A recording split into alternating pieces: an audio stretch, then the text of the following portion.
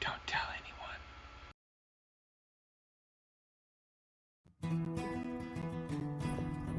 If someone told you that it always rains in the Northwest, they would be talking about the constant cloud cover 9 months out of the year, and the excitement that comes when a clear day reveals a view of Mount Rainier or the Olympics.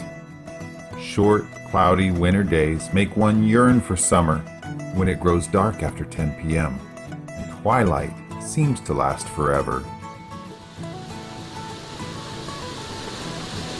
Most of this moisture pushes over Mount Olympus, dropping in excess of 200 inches of rainfall per year, making this the wettest spot in North America. Yet this tremendous rainfall comes with what has been dubbed the Olympic rain shadow on the backside of the mountain. The town of Sequim is directly affected by the rain shadow, receiving only 16 to 18 inches of rain per year.